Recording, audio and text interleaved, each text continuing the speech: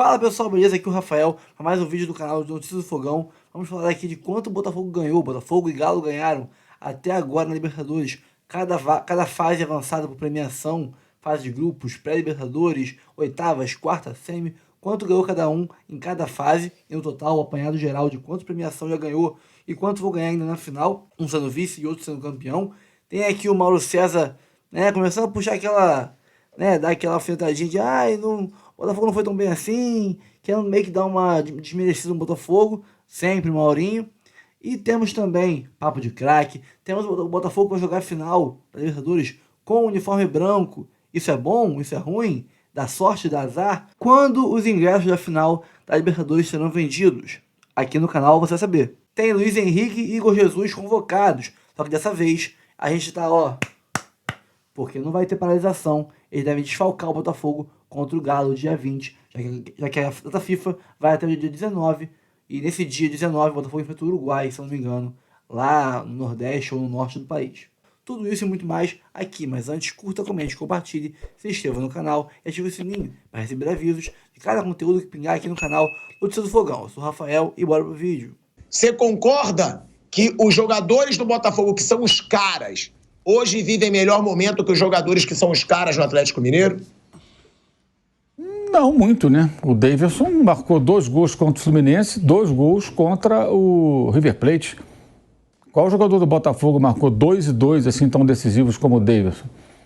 O Hulk bem nesses jogos também, decisivos. O Paulinho. Eu acho muito difícil fazer qualquer projeção porque está muito longe. Um mês, muita coisa vai acontecer. O Campeonato Brasileiro pode impactar no Botafogo. A Copa do Brasil pode impactar no Atlético, aí positivo ou negativamente. Imagina, o Atlético ganha o Flamengo e é campeão. Ele vai grandão para essa final. Agora ele perde. É derrotado em casa e perde o título da Copa do Brasil para o Flamengo. Ele vai ter que se recuperar aí nesses 20 dias que vão separar uma final da outra, né? Há tempo suficiente, mas é claro que passará por um processo aí de recuperação de confiança e tudo mais. Então tem aí esse ponto que é importante. Para o bem ou para o mal. E no Botafogo, aí tem uma situação que é ainda mais delicada, que é o jogo que pode ser uma decisão do campeonato, ou algo muito próximo disso, que será 4 dias antes contra o Palmeiras em São Paulo. Então, acho que tem muita coisa. Você não sabe se vai ter jogador machucado até lá. Acho muito difícil fazer qualquer projeção, porque falta um mês, né? Na verdade, faltam 20... Quantos dias? 29 dias? 30 dias. Exatos 30 dias. Isso mesmo. Hoje é quinta-feira, né? É num sábado daqui a 4 semanas. Então, são 30 dias exatos até essa partida na Argentina, que ainda tenho dúvidas, eu tenho dúvidas se vai ser no Monumental, porque se for nesse estádio, a tendência é ser um grande fiasco de público, exceto se a Conmebol resolver distribuir ingressos ali, né, pelas ruas de Buenos Aires, né, sair por ali pelo Obelisco, pela Recoleta, por Palermo, ali na região do Caminito, ali fazendo, em Cabalito também e tal, fazendo distribuição de ingressos. Quer ir para a final da Libertadores? Eu duvido que ela faça isso, porque os ingressos são caros, ela não vai distribuir. Então, porque as duas torcidas... Ontem tinha 600 pessoas do Botafogo lá. Tudo bem, havia um temor, né? Muito compreensível por todo o clima criado. Mas não tem a menor chance dessas duas torcidas encherem aquele estádio enorme como o estádio do River Plate. Então, ainda acho que pode mudar para um estádio grande, mas menor do que aquele, um estádio com metade da capacidade, 40 e poucos mil lugares, algo em torno disso. Então tem muita coisa para acontecer até lá. Eu acho que qualquer projeção seria muito prematuro, né? Os dois times têm jogadores decisivos e do ponto de vista do Botafogo, o que eu vejo, assim, porque eu acho que o Botafogo, o Arthur Jorge, tem que prestar muita atenção, né? Falar dos aspectos negativos, positivos é a coisa mais fácil do mundo. Ontem a transmissão do jogo parecia que o Botafogo estava arrancando a classificação à força, já estava classificado, né? Já estava classificado. Então, assim, esse oba-oba e tal, isso é muito legal para a torcida. A gente não está aqui para fazer oba-oba para torcida nenhuma, né? Então, vamos analisar o jogo. O que aconteceu ontem tem um sinal, independentemente... O time estava desfalcado, mas era o Peñarol, era o mais fraco dos semifinalistas, um dos mais fracos dos times da fase anterior.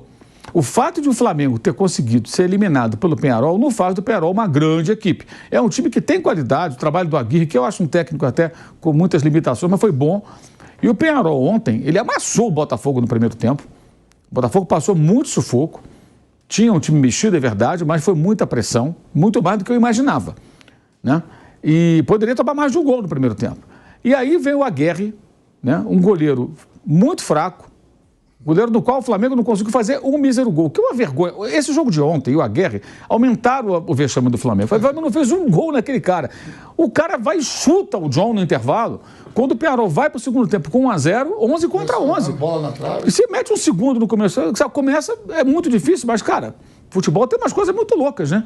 E o Botafogo não estava nada bem, nada bem. E aí, é claro, coisa muda. Ainda assim, toma o segundo gol desse Peñarol com 10 homens. Depois tem a expulsão do Matheus Pontes. Faz um gol no contra-ataque, toma ainda o terceiro. Quer dizer, o Botafogo tomou 3 gols desse Peñarol, gente. E por pouco não tomou mais. Isso aí, com qualquer escalação, é para tomar um certo cuidado. Contra o Atlético, isso pode ser fatal. Então, acho que o Botafogo, Arthur Jorge, tem que olhar muito para isso. E aí tem uma coisa que me chama a atenção também, que outro alerta para o Botafogo. Veja bem, gente, estou fazendo alertas, são críticas construtivas, tá? Para jogar confete, tem um monte de gente jogando confete já aí. O Botafogo passou pelas outras fases com alguns momentos de sufoco que poderiam e deveriam ter sido evitados. Contra o Palmeiras. Chega em São Paulo em vantagem, amplia a vantagem, aí passa um sufoco no final e quase vai para os pênaltis. Aquele jogo estava controlado. Botou na mão do Gustavo Gomes. Exatamente. Falta do Gabriel Menino. E se não fosse isso, aí ia para os pênaltis. O jogo estava resolvido. Que o Palmeiras pressiona sim, mas, cara, o time do Botafogo, pelos jogadores que tem, ele tem que ter a capacidade de controlar esse jogo. Aquele jogo estava morto, acabou. Não pode deixar acontecer mais nada. Mas aconteceu. Por muito pouco, o Botafogo não coloca em risco uma classificação que estava assegurada já naquela altura. Ponto. Aí vem o São Paulo. O Botafogo amassou o São Paulo no primeiro tempo lá no Rio de Janeiro, não conseguiu fazer o gol. O jogo se equilibrou um pouco mais, em alguns momentos do segundo, mas o Botafogo era melhor no segundo tempo ainda, embora o São Paulo tenha saído de uma verdadeira retranca que foi imposta pelo Botafogo no primeiro tempo e não consegue furar o bloqueio. Aí chega no Morumbi, abre o placar e aí toma gol. Lucas perde pênalti, Caleri perde um gol debaixo da trave. O São Paulo esteve mais perto da classificação do que o Botafogo, que vai para os pênaltis. Então, todo o domínio, se você pegar os 4 tempos de Botafogo e São Paulo, eu diria que 2 de domínio do Botafogo, primeiro tempo dos 2, um mais equilibrado ali, com o Botafogo um pouco melhor, segundo tempo no Rio, e o segundo tempo do São Paulo foi melhor, bem melhor. E o São Paulo com um time inferior. Então, o Botafogo perdeu a oportunidade também de liquidar. Se classificou, mas com muita dificuldade que poderia ser evitada. E esse jogo de ontem, de novo, aconteceu. Não fosse o Aguerre, que além de fazer essa lambança ontem, no Rio, quando fez 2-0 o Botafogo, esse é o momento, Thiago, que você espera que o seu goleiro faça alguma coisa. E ele tomou um frango. Era a hora que um goleiro tem que aparecer e impedir que mais gols aconteçam com importantes defesas para não vamos perder esse jogo, mas não pode ser de 5, tem que ser de 2, vamos segurar esse 0-2 aqui porque estamos vivos. Não, tomou o terceiro, quarto, quinto, e o terceiro foi um frangaço dele. Ali o Peñarol, né, quando você tem um goleiro dele, a vaca foi pro brejo. Então, assim, acho que o Botafogo correu muitos riscos ao longo da sua trajetória que não podem acontecer na final se ele quer ser campeão. Ele quer ser campeão. Mas que tem que ter muitos alertas aí. Assim, passando com muita dificuldade que poderia ser evitada. E acho que e afinal é um jogo só, não te dá segunda chance. Não dá segunda chance. Então não adianta. Por exemplo, domina o Atlético amplamente como dominou o São Paulo, né? Não faz o gol, vai para os pênaltis, acabou. Se perder, acabou, perdeu. Não tem outra chance, não tem segundo jogo. Então eu vejo como assim, o jogo de ontem com muitos alertas, porque mesmo o Botafogo mexido, com jogadores que ficaram de fora, não poderia passar o perrengue que passou diante do Peñarol. O Peñarol é muito inferior. Ontem até achei que o Peñarol me surpreendeu pela atuação, pela postura, não foi o time violento que eu imaginava, querendo dar porrada, querendo provocar. A torcida do Peñarol, a gente não pode também ficar generalizando, né? Aqueles caras que fizeram aquele bando de absurdos no Rio de Janeiro, que estão presos, e os caras ficam pedindo liberdade para eles como se fossem vítimas, o que é um absurdo. Não são os únicos torcedores do Peñarol. A torcida apoiou o time. Muito tempo depois do final, continuou no estádio cantando, reconhecendo que foi um feito e tanto o Peñarol e tão longe, com um time tão limitado. Eu conversei ontem com um amigo que mora em Montevidéu, ele estava falando de um amigo dele, torcedor do Peñarol, que foi ao Rio no jogo, até reclamando muito da forma como ele, com um filho criança de 7 anos, foram tratados ali, quase agredidos, uma situação bem desagradável que, segundo ele, aconteceu, enfim. Quer dizer, não tem santo nessas coisas, nessas horas, né? E ele estava dizendo, pô, esse meu amigo foi pro jogo, ele falou, cara, quando que eu vou ter a chance de ver o Peñarol numa semifinal de Libertadores de novo com meu filho? Pegou e levou o filho pro jogo. Ou seja, isso mostra que, assim, para o Peñarol já foi muito ter chegado na semifinal. Foi um feito tremendo ter chegado na semifinal, né? Então, acho que o Botafogo ontem ele passou por alguns momentos que ele poderia não ter passado. Acho que são jogos com muitas lições para a final. A final tem que ser um jogo mais próximo, não digo perfeito, perfeito é quase impossível, mas mais próximo da perfeição, porque a final, em jogo único, ela não permite erro. Não permite erro. Não pode errar. A chance tem que ser aproveitada, você não pode conceder tanta chance ao adversário. Eu acho que esse é o ponto. E o Atlético, acho que você falou das duas classificações, eu acho que, por incrível que pareça, eu achei que o Peñarol foi um time melhor, muito melhor que o River Plate no dia anterior. O River Plate foi um fracasso total. Não tira os méritos do Galo, evidentemente. Mas também foi muito pressionado no primeiro tempo o Atlético, ficou muito pouco com a bola. O Atlético tem time para, no jogo desse, também reter mais a posse, como fez no segundo tempo. Não ficar passando só sufoco, e tomou muita pressão, né? Mas o River não consegue fazer gol em ninguém. No frigir dos ovos, eu acho até que o Peñarol, apesar do 5-0 contra, deixou uma imagem melhor do que o River Plate, com um time muito inferior, com investimentos infinitamente menores do que o do River Plate, que não é coitadinho em relação aos times brasileiros, investiu pesado, como investem os principais times aqui do país, ainda conseguiu, acho que, deixar o torcedor mais orgulhoso. O River Plate não arrumou nada, foi um fracasso retumbante. Mas acho que esses 3 jogos, as 3 fases de classificação, tem detalhes que eu acho que o Botafogo tem um mês aí para pensar, para aprimorar, como o Atlético tem também as questões que o envolvem para essa final no dia 30 de novembro. Agora, até lá, muita coisa vai acontecer, né? E acho que essas 2 outras competições impactam. E nesse ponto, o Atlético tem uma vantagem. Aconteça o que acontecer na Copa do Brasil, se ganhar, cara, é um anabolizante emocional tremendo você ganhar um título em cima do Flamengo 20 dias antes da final da Libertadores. E se perder, o Atlético tem um tempo para se revigorar, para se recuperar de uma eventual derrota. O Botafogo, quanto o Palmeiras, ele tem pouco tempo para se recuperar de uma derrota, caso ela aconteça. Caso ele perca ali a liderança, fique sem a chance de ser campeão brasileiro, dependendo dele mesmo. O que também vai depender dos próximos jogos. E aí é muito importante o Botafogo chegar no dia 26, né, 26, terça-feira, no Allianz Parque, com uma vantagem sobre o Palmeiras, de preferência de pelo menos 4 pontos. Muito importante isso. O Botafogo tem que tentar abrir essa vantagem, porque ele perde e ainda fica na liderança. Então, acho que essa tem que ser a meta do Botafogo. Aí ele joga mais tranquilo. Digamos, jogou. Se por acaso perder, perdi, mas sou líder. Dependo só de mim. Vou para Buenos Aires buscar a Libertadores, depois eu resolvo esse negócio aqui, do Campeonato Brasileiro. Então, acho que tem que ser essa a meta do Botafogo até lá. As 2 competições vão se cruzar. E isso não pode ser ignorado. Então, acho que não me arrisco a fazer projeções, porque acho que muita coisa vai acontecer até lá e pode impactar no comportamento das equipes, na reação até emocional e até do comportamento técnico, tático em campo, em função de outras competições importantes também, né, que estão acontecendo. No caso do Botafogo, inclusive a própria Série A, pela maneira como perdeu ano passado para o Palmeiras, também não pode perder de novo, né, do ponto de vista botafoguense. Imagina, você vai para a Libertadores, de novo vendo o Palmeiras tomar a taça que você parece que vai ganhar. Acho que o Botafogo não pode permitir isso. Tem que chegar grandão lá em Buenos Aires, depois de um bom resultado, nesse absurdo que é esse jogo na terça-feira, né? Vamos deixar claro. A CBF tem um calendário maluco, ainda parou o campeonato em dado momento, né? E nem assumiu a responsabilidade, compartilhou com os clubes no evento, lá no problema, né? Melhor dizendo, que houve no Rio Grande do Sul, da enchente, né? Parou por quase 2 semanas. E aí o calendário ficou mais estrangulado e agora ela não consegue encaixar esse jogo em lugar nenhum. Então é um absurdo completo. O Botafogo vai jogar praticamente uma decisão de campeonato 4 dias antes da final da Libertadores. Na véspera da viagem a Buenos Aires. Porque pelo protocolo aí da Conmebol, na quarta-feira os times têm que estar na sede do jogo, né? Para treinamento, coletiva, todo aquele roteiro que é preparado para a grande decisão. Pô, cara, sinceramente, não é difícil você entender que o Botafogo jogou mal esse jogo contra o Peñarol. Não porque o Botafogo jogou mal normalmente. Aconteceu um dia ruim e jogamos mal. Jogou mal porque se permitiu jogar mal. Se permitiu fazer o básico para não ser eliminado. Se permitiu poupar jogadores. Não só titulares, mas pendurados. E durante o jogo trocar outros, né? Poupar mais alguns outros que não estão pendurados. Para preservar. Rodar o elenco, né? Botar uma escalação que nunca jogou junto. Né? Um misto de titulares e reservas. E nem todos são reservas imediatos. Às vezes mais de um jogador, porque botou 3 volantes no meio. Toda uma confusão tática lá que rolou, porque não precisava jogar como o Botafogo sempre joga. Até porque até o esquema mudou. Era um time com 2 meias, 2 volantes e, no caso, 4 defensores, 2 volantes e 4 atacantes. Jogou com 3 volantes. E aí? Mudou o esquema. E se mudou o esquema, mudou toda a forma de jogar. Não dá pra você cobrar do Botafogo o mesmo rendimento, o mesmo padrão tático, nada disso. O Botafogo estava com 5 gols de saldo e entrou em campo para fazer o tempo passar e levar o menor número de gols possível. E o Botafogo tinha 5 gols de saldo, acabou o confronto com 3 de saldo.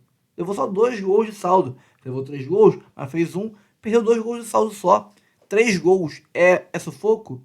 É apertado o placar? Porque eu saiba, a diferença de 3 gols é goleada quase. Em muitos lugares, se abrir 3 gols de diferença é goleada. Então, é muita má vontade com o Botafogo você querer passar uma imagem de que foi um sufoco. Ah, mas contra o Palmeiras sofreu, quase não passou. Contra o São Paulo também. Gente, olha só, o Palmeiras quase passou. O São Paulo quase passou. Quando era o Botafogo que era quase campeão, ou que era quase classificado, diziam quase, quase, quase não é nada, quase não serve. Então agora, irmão, quase não serve. O Botafogo depende do como você olha o copo. Tá meio cheio ou meio vazio? Eu olho e vejo que o Botafogo passou e foi superior, teve mais imposição, teve mais raça, mais camisa, mais espírito de brilho, de lutar até o final do que os adversários. Mata-mata não é isso. Não é sobre jogar bem ou não. É sobre passar ou não passar, ganhar ou não ganhar o confronto, ou o título. Não é isso que fala o mata-mata? A Libertadores, muitas vezes times que são inferiores passam. O que importa não é jogar bem, é passar. Jogar bem e passar, ótimo. Jogar bem e ficar pelo meio do caminho não serve. Jogar mal e passar, serve. O que importa é passar, não é? Então pronto, gente. Ah, mas o Botafogo jogou muito bem o primeiro jogo.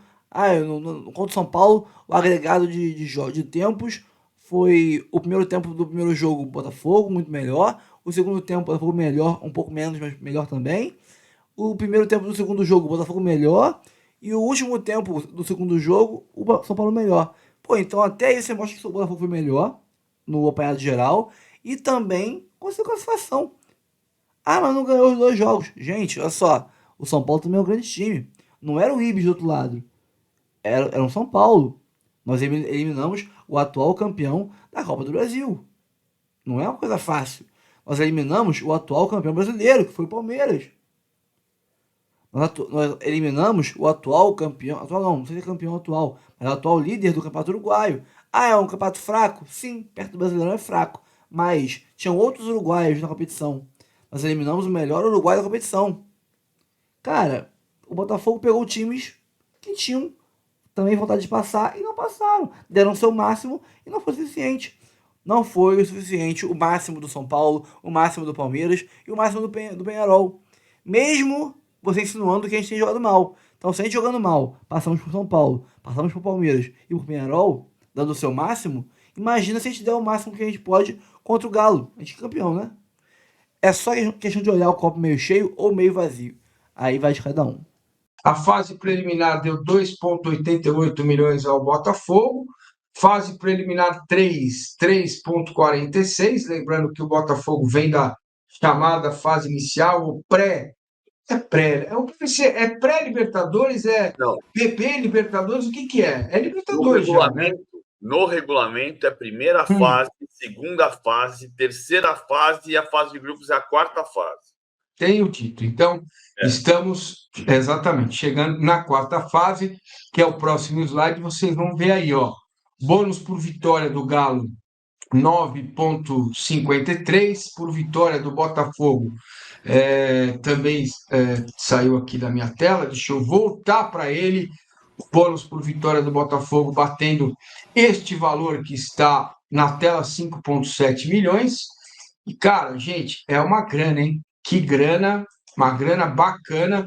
Agora, imagina quanto cada um vai receber aí nas oitavas, 7,2, quartas, 9,8, semifinais, 13,25. Meu amigo, olha até aqui, ó, Galo 57,08 finalizado e também o Botafogo com este valor interessante, né? Para a SAF deve ser interessante, 59,59 milhões de reais. Meus caros, PVC, você acha que esse movimento das SAFs vai durar? Qual que é o teu entendimento até aqui? Porque deu resultado neste momento para Galo e Botafogo, esportivamente também funcionou, né? Não muda nada na minha avaliação até onde eu fiz. Acho que a grande vantagem da gente conseguir fazer avaliações isentas e neutras e justas e não do ponto de vista de puxar para fazer sensacionalismo. E fica uma coisa que assim, não pode ser SAF, olha lá, a SAF quebrou a cara, olha lá, SAF não sei o que lá. Não, a SAF é do genial, a SAF é maravilhosa. Cara, eu continuo achando que o grande exemplo vem da Espanha, porque a Espanha é o berço das SADs, Sociedades Anônimas Deportivas, que deram origem ao estudo do Rodrigo Monteiro de Castro e do José Francisco Mansur para construírem no Brasil o projeto das SAFs. As SAFs têm vantagens e desvantagens. Uma vantagem é você ter a capacidade de colocar dinheiro, por exemplo, vendendo. Estou aqui apertado, arrumei um investidor, vou vender 10% das ações. Quanto vale o Botafogo? Quanto valia o Botafogo 3 anos atrás?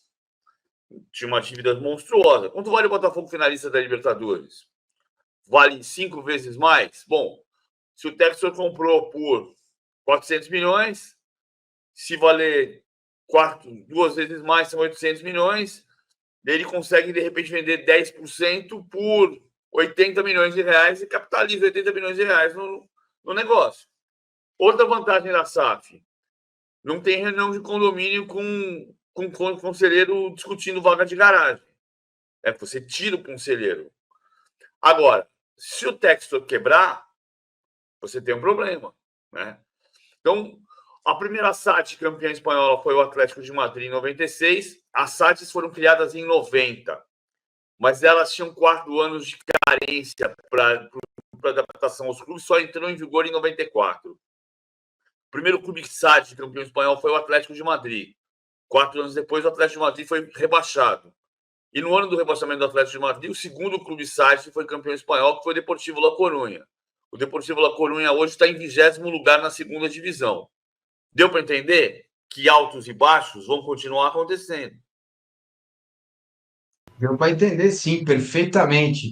Ô, Igor, do ponto de vista do Atlético e da gestão do Botafogo, o que te parece mais seguro, né? Me parece mais seguro o Menin, porque o grupo, né? O grupo todo, não o Menin, o grupo todo que tem lá controlando o Atlético Mineiro, porque estão aqui, a gente está mais perto, a gente consegue acompanhar mais as finanças do grupo todo, então, entender um pouco melhor isso. Você vê firmeza, porque o próximo slide ele é revelador, dentro daquilo que o PVC falou, do que o Textor investiu para comprar o Botafogo, 400 milhões, esse próximo slide ele é muito revelador. O título da Libertadores vai render 132 milhões e meio ao Botafogo.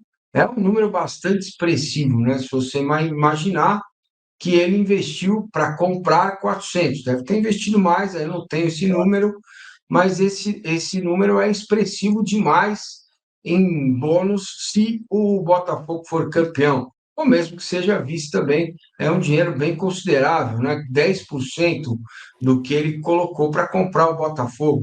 Como negócio, me parece ser ótimo, não, Igor? Mancini, é interessante a gente começar a discussão, né, pontuando sempre a diferença da origem, né, do nascedouro das duas SAFs, porque elas, por mais que tenham, no final das contas, o mesmo, vamos dizer assim, sobrenome em termos de Sociedade Anônima de Futebol, elas são de origem completamente diferente, né? O Botafogo hoje faz parte de uma rede de clubes, com esse investidor, que é o John Textor, que a gente conhece tanto aqui no Brasil, passou a conhecer desde que chegou ao Botafogo, né, por conta de um jeito que ele procura se expressar, se manifestar, aparecer nos negócios dele, e principalmente encontrou aqui no Botafogo um terreno muito bom para a própria popularidade dele, isso é inegável, como ele caiu no gosto do torcedor de forma muito rápida. E você tem um outro modelo, né, da Galo Holding lá, que eram remanescentes, né, os principais lá dos 4Rs, que estavam já ajudando anteriormente, tem gente que chama de mecenas e tal, né, até não tão pejorativo, mas eles deram um jeito lá de constituir essa SAF, e, enfim, o Rubens Menin, como você mencionou, o pessoal da empresa dele lá, é o principal acionista. E vale lembrar que o Textor ele tem os aportes iniciais, né, de 400 milhões, e se comprometeu também a fazer outros na casa de 700, então, fora o que ele pode injetar dentro dessa rede de multiclubes aí, de fazer essa roda girar. para quem comprou o Botafogo na Baixa, por exemplo, né, que foi, a gente está mencionando uma primeira onda de SAF, né, que acho que Cruzeiro, Botafogo e Vasco vieram no mesmo balaio ali, na mesma época, nessa primeira onda de SAF, o Atlético é uma situação posterior, já numa outra constituição diferente. A ideia era justamente essa, né, pegar o clube na Baixa para tentar gerar algum tipo de valor com ele passando a se estruturar, né, é inegável o valor que o Botafogo de forma até intangível, né, que dá para a gente fazer essa análise, o Botafogo tem alcançado nesse momento, esportivamente voltando a ser protagonista, e aí a gente não teria como saber ainda o nível de capitalização que o Textor conseguiria se colocasse o Botafogo na prateleira para atrair algum investidor, mas para ele tem sido interessante de forma estratégica de ter um clube que está vencendo, até por conta das dificuldades que ele tem nos outros clubes da rede dele. Então, se tem um clube que nesse momento está mais perto de ser campeão entre todos os 4 principais, né, da rede do Textor, que ele é minoritário lá da Eagle no Crystal Palace, ele é majoritário no Lyon, que também não tem como ganhar do PSG no Campeonato Francês, e do Molenbeek, que é para a segunda divisão e tenta se reestruturar lá na Bélgica. O Botafogo hoje é o filho com mais sucesso dessa família toda. Então, ter essa garantia, estamos falando só em premiação, então a Eagle tem uma projeção aí para essa temporada de alcançar receitas na casa dos 550, 570 milhões de reais para essa temporada de 2024, a gente vai ver essa confirmação lá em abril, quando saíram os balanços, mas de qualquer forma, essa garantia, essa certeza de poder faturar alto, né, agora com os resultados esportivos vindo, nesse caso, dá uma tranquilidade para a torcida do Botafogo de entender que pelo menos esse filho está sendo o mais bonitinho de todos da família, apesar de estar no mercado brasileiro, né, que não tem como comparar assim com o francês, no pau a pau ali, até por conta da nossa moeda ser mais fraca, e não estarmos na Liga Top 5 do mundo, mas se formos olhar o que cada filho tem feito proporcionalmente dentro da sua responsabilidade, né, da sua série, vamos dizer assim, usando um termo escolar, o filho Botafogo é quem tem mais se destacado, e isso vale muito, tanto para ele, para si próprio, mas o efeito que isso pode causar também positivo em quem é o pai da família toda que eu estou falando, que é o Textor. Estão vendo essa camisa aqui, ó? Será a camisa que o Botafogo vai jogar a final da Copa Libertadores da América. A Conmebol definiu, o Galo vai jogar com seu uniforme preto e branco, e o Glorioso vai jogar de branco, camisa branca, short branco e meião preto. E o John vai jogar de camisa roxa. Isso mesmo, o uniforme que representa o futuro, né? Essa camisa aqui é uma alusão ao futuro do Botafogo, será a camisa da final da Copa Libertadores da América. Lembrando que com esse uniforme o Botafogo avançou, não com essa camisa aqui, né? Mas de branco. O Botafogo passou pelo Palmeiras, usando ainda o modelo antigo. Já usando essa camisa nova, o Botafogo eliminou o São Paulo no Morumbi, e aqui teve a classificação protocolar contra o Peñarol, já que o primeiro jogo foi no estádio Newton Santos. Então vamos jogar de branco lá no estádio Mais Monumental. Vamos falar do Botafogo, cara? À vontade. Líder do Campeonato Brasileiro, finalista da Libertadores. Não tá fraco não, hein? Fala, Rodrigo Brandão. Azevedo, e a final da Libertadores oficialmente começa hoje, dia 1º de novembro. Isso porque a Conmebol iniciou a venda de ingressos para a final entre Atlético Mineiro e Botafogo no dia 30 de novembro no Monumental de Nunes. São 3 categorias. Tem as categorias 1 e 2, que são aqueles setores centrais do estádio, ou seja, como se fossem os setores leste e oeste do estádio Newton Santos. Pois bem, são os setores mistos para as duas torcidas e são de responsabilidade da Conmebol. Os preços, eles variam de 140 a 320 dólares, convertido para reais de 810 a 1.850 reais. Torcedor que quiser adquirir ingressos para esses setores, só tem um caminho, que é pelo site www.tickets.conmebol.com. É a empresa parceira da Conmebol que vai vender os ingressos, repito, para esses setores mistos, o leste e o oeste. Os ingressos, repito, já estão à venda. Para a torcida do Botafogo, foram disponibilizados 22 mil ingressos. O Botafogo vai ficar situado no setor Centenário, que é localizado à direita da tribuna de imprensa. Para este setor, os valores são menores, claro, variam de 50 a 140 dólares, ou seja, de 290 a 810 reais, mas a venda só começa a partir da próxima semana. Para esses setores, é o clube quem vai administrar e definir a sua própria política de venda. Por exemplo, o Botafogo provavelmente vai começar a vender a partir de segunda-feira e vai priorizar, claro, os sócios torcedores, respeitando as categorias dos planos. Lembrando que o Monumental de Nunes tem capacidade para 80 mil torcedores. São 22 mil ingressos destinados à torcida do Botafogo, que ficará situado à direita das cabines, mais 22 mil para a torcida do Galo, que ficará à esquerda, e mais 37 mil lugares, que são os setores mistos, este sob responsabilidade da Conmebol. Ou seja, para quem é sócio torcedor do Botafogo, fique atento. A partir de segunda-feira, o clube vai anunciar a ordem das vendas e a tendência é que esses ingressos se esgotem rapidamente. E não é para menos, é o jogo da história do Botafogo. O clube pode conquistar pela primeira vez uma Libertadores da América. E os atacantes Luiz Henrique e Igor Jesus voltaram a ser convocados pelo técnico Dorival Júnior para os 2 próximos jogos das eliminatórias da Copa, dias 14 e 19 de novembro. Eles que se destacaram nos 2 últimos jogos da seleção recebem essa nova oportunidade e devem desfalcar o Botafogo em pelo menos um jogo, que será justamente contra o Atlético Mineiro, dia 20 de novembro, na Arena do Galo. As 2 partidas do Brasil serão entre a 33ª e 34ª rodadas do Campeonato Brasileiro. Só que o segundo jogo será no dia 19 e esse jogo contra o Galo será no dia 20, ou seja, não haverá tempo hábil para recuperar os atletas, sendo assim, eles devem ficar fora desse confronto diante do Atlético Mineiro, este pelo Campeonato Brasileiro, porque pela Libertadores é apenas no dia 30 de novembro e para esse jogo o Botafogo espera ter o time completo. Valeu, Azevedo? Valeu nada, né? Não. Valeu, agora sim, foi. Agora foi. Valeu, meu caro Rodrigo Brandão.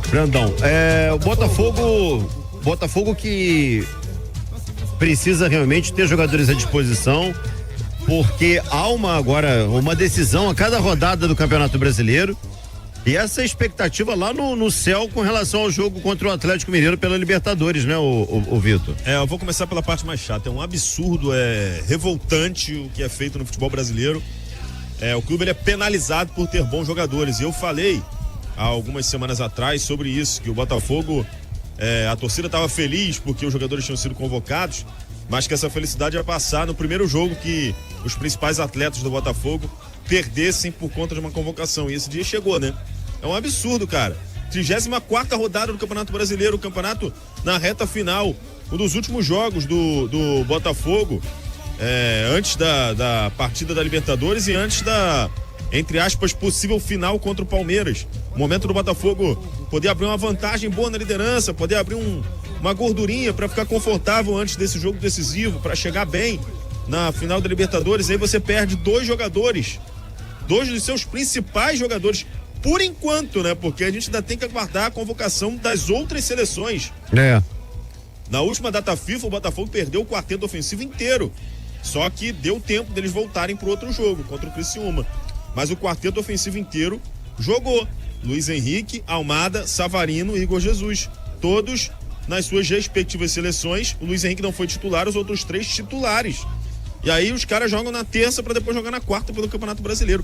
É um absurdo. Só no Brasil isso acontece. Você é penalizado por ter bons jogadores.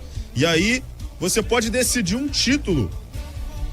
Nesse momento que o campeonato está tão equilibrado, uma distância tão curta do Botafogo pro Palmeiras, você pode decidir um título brasileiro porque os caras estavam servindo a seleção para enfrentar a Venezuela, pô. É um absurdo, é revoltante, cara. Eu não consigo aceitar. A gente precisa de uma mudança radical na estrutura do calendário do futebol do Brasil. Você acredita que essa mudança virá?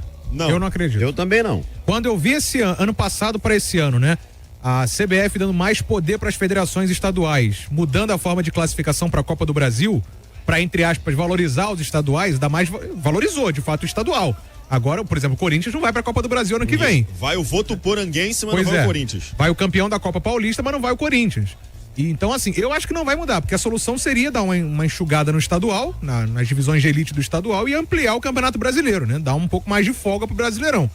Só que aí a gente não teve isso. E ainda tem coisas piores. Por exemplo, o playoff da Sul-Americana, né? Que embolou tudo de novo. Ano passado foi assim, esse ano de novo. A gente viu Inter, Cuiabá, Furacão, embolando aí. O Furacão tá com um jogo pendente ainda contra o Galo, que não sabe quando é que vai acontecer. Por conta de playoff da Sul-Americana. Quer uma notícia legal? Diga. O Super Mundial de Clubes não vai parar no Campeonato Brasileiro. Tem isso ainda. São O brasileiro vai 7 ou 8 datas que eu tava vendo no calendário já. Vão enfiar esses 7 jogos aonde? Não sei, não me pergunte aonde que vão enfiar esses 7 jogos. Cara, São que coisa. 4 brasileiros no Mundial. Eu não sei. Realmente é revoltante. E preocupante. É preocupante, né? Aqui tem uma opinião aqui. Já perdi, enfim, era assim, o Caetano, é absurdo o time ter jogador fora de combate por conta da data FIFA. É uma triste realidade, né, cara? É uma triste realidade. Diga. O Flamengo jogou 9 rodadas sem meio time titular por causa da Copa América. A gente tem todas as críticas à campanha do Flamengo no Campeonato Brasileiro, mas o Flamengo jogou 9 rodadas. Aqui no Brasil você é penalizado por ter jogadores selecionáveis. É o único país em que isso acontece. O Giovani tá aqui, olha.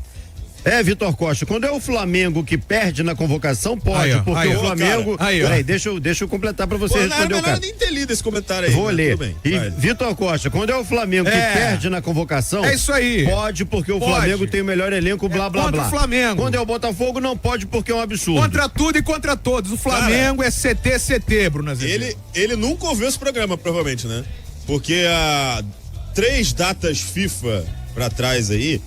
Eu falei que o Flamengo foi sabotado no Campeonato Brasileiro porque disputou 9 rodadas sem metade do time. Mas quando é o Botafogo, você não fala, aí, Vitor Costa. Então, aí o chat era esse. Quando é o Flamengo, quando você é o Botafogo, fala. você não fala. Pô, pelo amor de Deus, vocês precisam se decidir ou então escutar o programa inteiro, pô. O Luiz Fernando tá dizendo aqui, simples, só o clube não liberar. Não existe. Tá dizendo, não pode.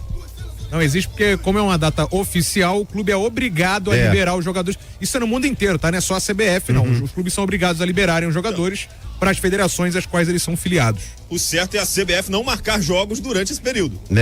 A Cigana tá aqui, tá dizendo o seguinte, gente, então escolhe o que competir.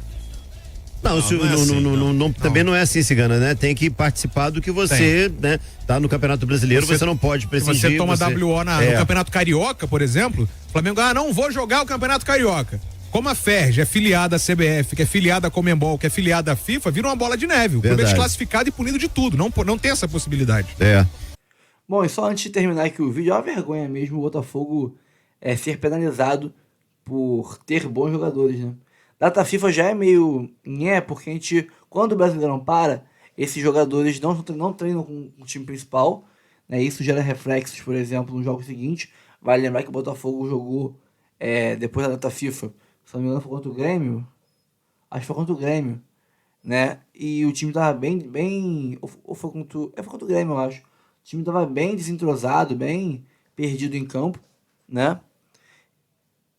E acontece que contra o Criciúma também, acho que foi pós-data FIFA, não foi? Ou não? Posso estar enganado. Sei que teve um jogo pós-data FIFA que claramente o Almada, o Savarino, o Luiz Henrique, o Igor Jesus estavam meio deslocados das jogadas ensaiadas do Botafogo, porque eles passam 2 semanas sem treinar com o time deles, né?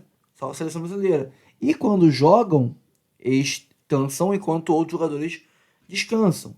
O adversário descansou, os outros times do Brasileirão descansaram e eles estão cansados. Mas pior ainda é quando o Brasileirão não para. Então você perde seus jogadores para a seleção e você é penalizado por ter bons jogadores. O Palmeiras teve ninguém convocado. Tem só o Estevão convocado, eu acho. O resto do time tá lá. O Botafogo teve 2 na seleção brasileira. Vai ter ainda Savarino fatalmente, Almada fatalmente, o Bastos fatalmente convocado, o Gatito também, mas é reserva, também menos pior. Entendeu?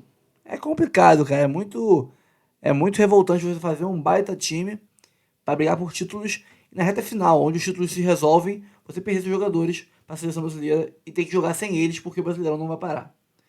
Já não basta ter que jogar uma decisão de Campeonato Brasileiro, vamos dizer assim, na véspera quase do jogo contra o River Plate, contra o Galo, na final da Libertadores.